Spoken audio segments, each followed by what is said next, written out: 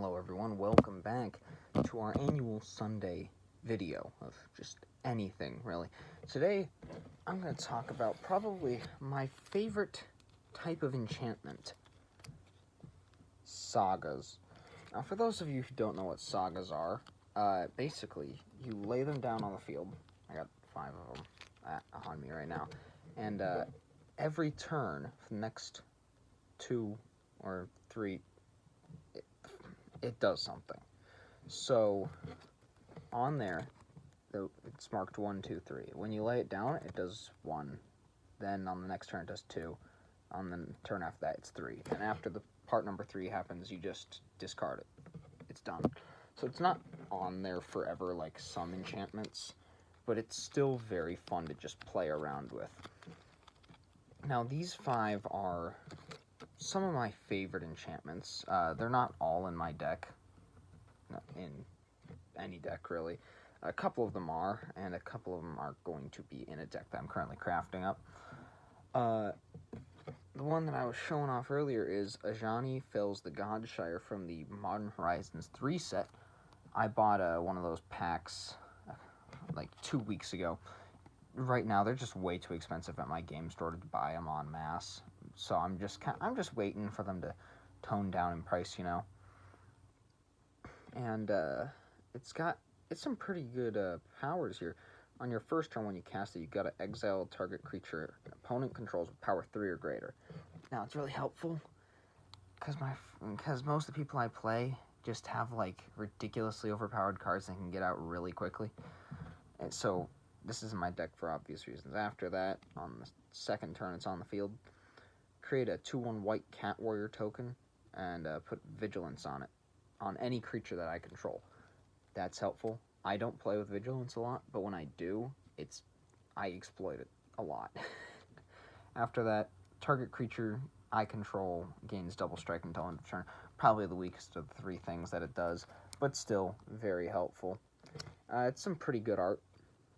Overall, not the best one that I have, but it is probably my second favorite. And that's only because I'm very biased towards Lord of the Rings, which is right what we're going into. I love Lord of the Rings. The set, the movies, the prequels, also known as The Hobbit, everything. I love Lord of the Rings. And this one is called Oath of the Grey Host. It's one of the first cards that I pulled. It's got Gandalf on there and everything. When you lay it down, me and a target opponent each create a food token. So you get a food token and they get a food token, which is a token where you pay 1 mana and you tap it, sacrifice it, you gain 3 life. It's pretty good. Kind of sad that you have to give your opponent 1, but overall, you know, it's worth it in the end. Because the next thing that happens is each opponent loses 3 life, and I get to create a treasure token. A treasure token is, you tap it, sacrifice it, you get 1 mana, 1 colorless mana. And then on the third thing, create 3 tapped 1/1 white spirit creature tokens with flying. Really good for the early game. It's a little expensive though at 4 mana.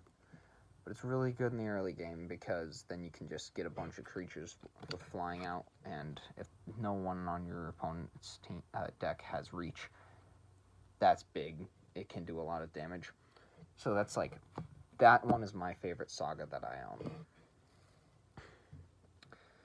After that, we have The Apprentice's Folly, which is a little bit different. It doesn't have 3 things it does, but 2. And the first one, the bunch of words, happens twice on the turn you play it and the turn after you play it. It costs 4 mana, and this is from the Wilds of Eldraine set, which was pretty good. Pretty good. Probably not the best pack I've opened, of course, but it's still pretty good. For turns 1 and 2 that it's on the battlefield, choose target non-token creature that doesn't have... Can I learn to read English? That would be amazing. Choose target non-token creature you control that doesn't have the same name as a token you control. Create a token that's a copy of it, except it isn't legendary. It is a reflection, and in other additions to it, and to other types, it has haste. Really good, because then you can just get stuff out there. If you can play this early on and you have like a pretty strong card like Mounted Dread Knight, from the Innistrad set. If you can just get those out pretty quick and then cast this card, you can make a bunch of copies of it and just blitz your opponent. Really good. I don't use it because I don't have a blue-red deck because it costs blue-red up there. And then on turn 3, sacrifice all reflections you control. So those 2 creatures that you made in the previous 2 turns, if they're not dead, if they're not in the graveyard, you sacrifice them to the graveyard. So, yeah, it's what it is to balance it. I'm not using it because I don't play red-blue. After that, we have... this card sleeve is a little damaged. I'm going to have to replace this. Ral and the Implicit Maze, which... I didn't really know that I had this card until I was looking for Sagas to showcase. And then I read this card. It's got to be pretty good. It's got some pretty nice art and costs 5 mana, 2 of which have to be red. On your first turn, Ral the Implicit Maze deals 2 damage to each creature and planeswalker your opponents control. This is really good, because if you can get that damage out, you can wipe out a couple of the opponent's just cheap blocky cards like token creatures and such, and that will allow your own creatures to get through much easier. On turn 2, you may discard a card. If you do, exile the top 2 cards of your library. You may play them until the end of your next turn. So, sacrifice a creature, exile top 2 cards. You can see the top 2 cards, and you can play them for free until your next turn, I believe. But if it's not for free, you still get to pay them, which is still pretty good. You can get complete access to 2 more cards without upping your hand if you're high in cards. And then on the 3rd turn, create a Spellgorger Weird token. Sorry,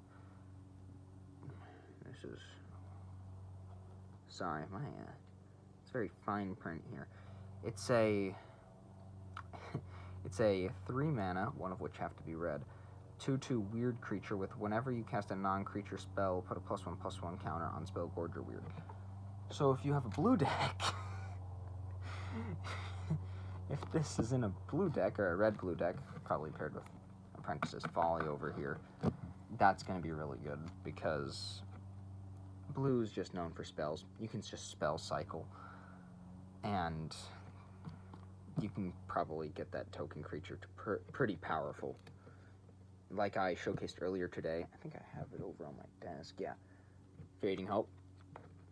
Pretty good card. Go watch that short. I'll link it in the description if I remember to. I'm probably not going to remember to, so just go watch that one. If you can have 4 of those in your deck at a time. You cast all 4 of those. Those are 1 mana. You can do 4 of those in a turn if you really are able to. 4 +1/+1 counters on your Spellgorger Weird token. Now it's a 6/6. See how easily exploitable that is? Last up, another Lord of the Rings card. Not my personal favorite, but it is Book of Mazarbul. 3 mana, 1 of which has to be red. For the first one, Amass Orcs 1. Lord of the Rings has a new token creature called Orc Army, and whenever you amass orcs, you just put a +1/+1 counter on your Orc Army. Number 2 is Amass Orcs 2, so 3 +1/+1 counters on your Orc Army, which is nice. But I got cards that can do the same thing, while also giving me more of a tactical advantage. Number 3, creatures you control get +1/+0 and gain menace until end of turn. That is really good, but it's... I don't know, I've played with this card, I don't like it that much. Often, I usually just get my army amassed to such ridiculous high amount that I can just go in on them, so the extra 3 +1/+1 counters aren't really needed. The menace is really nice, because that means this creature can't be blocked unless it is blocked by 2 or more creatures, which... that's helpful, yes, but not when you're playing a Phyrexian. When you're playing against a Phyrexian deck that can get 50 quintillion creatures on the board almost immediately. To all my fellow Schizo Phyrexians, yes, I'm making fun of you. Anyways, that will be all for my showcase on Sagas. If you have any other questions about how to use them or how many there are, any questions about Sagas, make sure you put them in the comments, like and subscribe, and thank you for watching to this.